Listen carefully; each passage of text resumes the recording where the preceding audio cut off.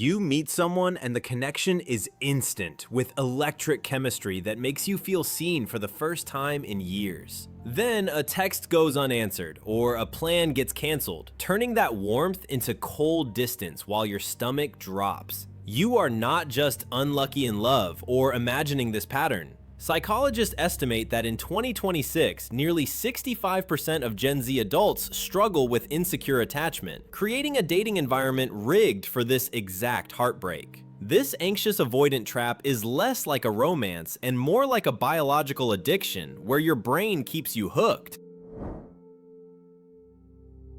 We must clear up a dangerous misconception about that spark, involving butterflies, a racing heart, and the inability to eat or sleep. We are taught this is passion, but biology tells a different story. When you meet someone who mirrors your deepest childhood wounds, your body releases cortisol and adrenaline, rather than hormones associated with safety or long-term bonding. Your nervous system is recognizing a threat instead of a soulmate, yet we often mistake high anxiety for high attraction and chase people who make us feel unsafe. We interpret the panic of uncertainty as the thrill of romance. A 2025 study on neurochemistry in relationships showed that people with anxious attachment styles actually mistake calm, stable partners for boring because there is no adrenaline spike. Without panic, it simply feels quiet rather than like love.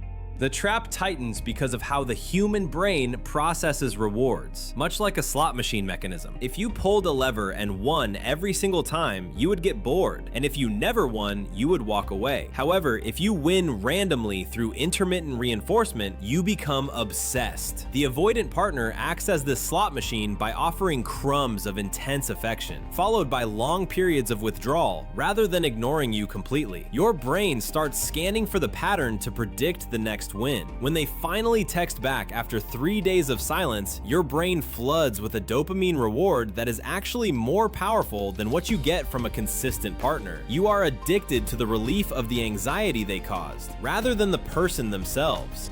We can examine the players in this tragedy, starting with the anxious attacher, whose nervous system is likely hypersensitive to shifts in connection. You act as an emotional radar that notices if a tone of voice changes, or if a text lacks an emoji. This is a survival mechanism, rather than a sign of being crazy or needy. Somewhere in your history, you learned that love was fragile and could vanish at any moment, so you work hard to maintain it. You might over-explain, apologize for things you didn't do, or double text. The core belief driving the anxious person is that they are not enough on their own and must earn their place. This belief makes you willing to tolerate scraps of attention because those scraps seem better than the starvation you fear. The avoidant attacher is often misunderstood as cold or heartless, but their internal world is just as chaotic. The anxious person craves closeness to feel safe, whereas the avoidant person views closeness as a threat to their autonomy. Research suggests many avoidant individuals have a deficiency in GABA, a neurotransmitter that helps regulate anxiety. When intimacy gets too deep, their nervous system gets flooded and they pull away because they feel suffocated rather than indifferent. They learned early on that relying on others leads to pain or engulfment, creating a core belief that they must protect themselves because no one else will.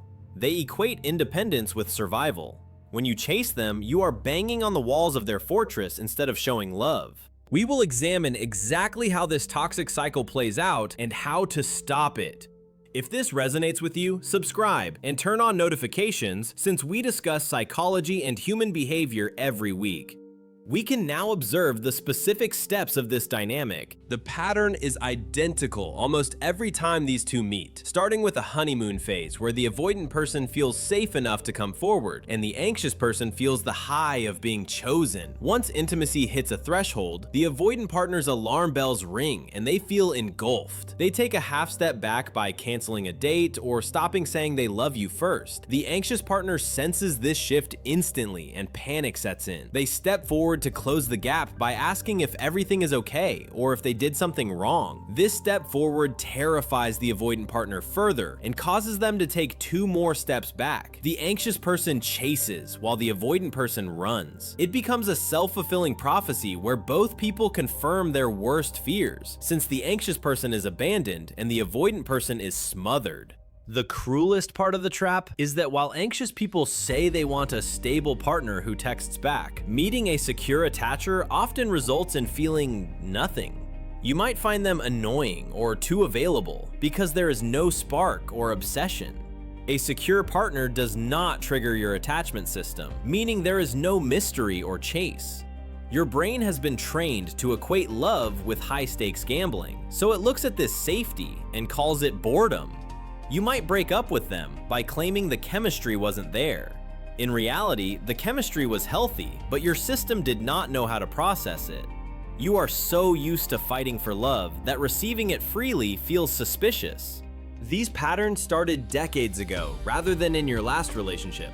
The blueprint for the anxious attacher usually comes from inconsistent caregiving, where a parent might be warm one day and cold the next. They may have only given you attention when you achieved something or when they needed emotional support themselves. You could not predict when love would arrive as a child? You learned to be hyper-vigilant by scanning their face for moods and trying to earn the connection. You learned that stopping your performance might mean disappearing. This child follows you into adult relationships where you continue trying to perform, terrified that love will vanish if you look away.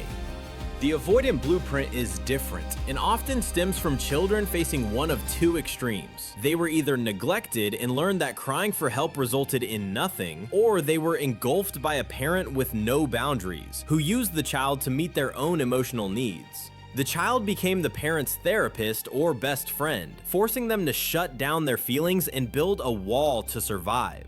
Closeness became dangerous because it meant losing themselves. When you try to get close to them as adults, their body remembers that childhood feeling of being consumed. They push you away to breathe rather than to hurt you.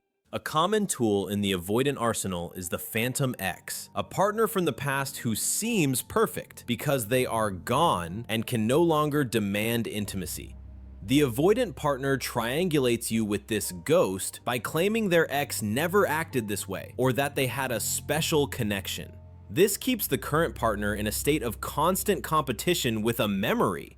It creates distance in the present moment to keep the avoidant person safe. They likely pushed that perfect ex away too, as the ex only became perfect once they were out of reach. This defense mechanism ensures no living human can ever measure up. We can analyze a typical Tuesday night fight where the anxious partner texts to ask if plans for Friday are still on. The avoidant partner is stressed at work, sees the notification, feels pressure, and swipes it away to deal with later. 3 hours pass, and the anxious brain starts spinning with thoughts that they are being ignored or the plan is changing. The anxious partner sends a follow-up question mark or a passive comment. The avoidant partner now feels attacked and wonders why the other person is so demanding while they are working. They turn their phone off, creating a silence that acts as a nuclear bomb for the anxious person. The anxious partner calls and leaves a long voice note, while the avoidant partner retreats further into their cave. By the time they speak, the anxious person is hysterical and the avoidant person is numb. Both are protecting their inner child instead of listening.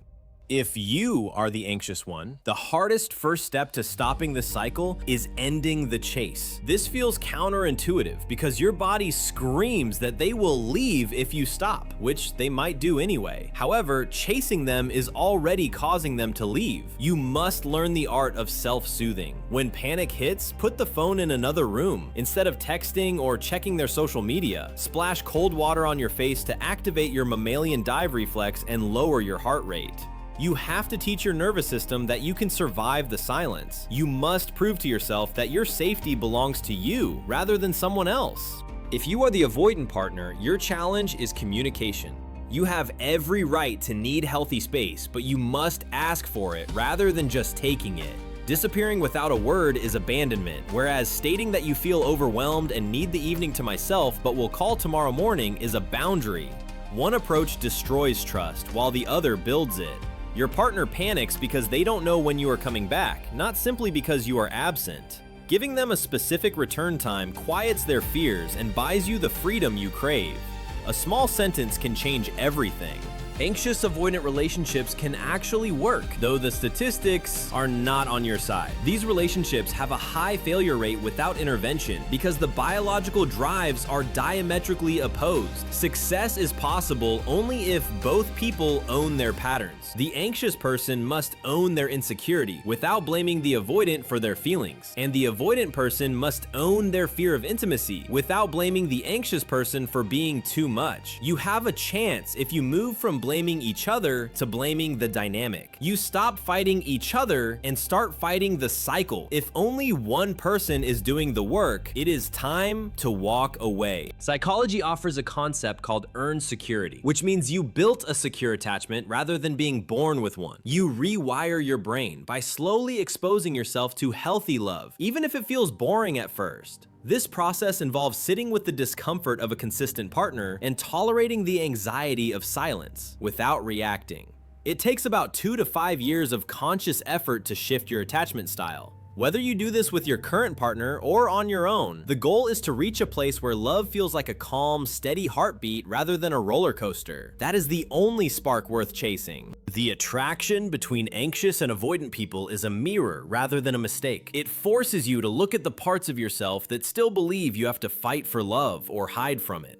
Breaking this cycle is painful because it requires letting go of the highs just as much as the lows, but real freedom waits on the other side of that addiction.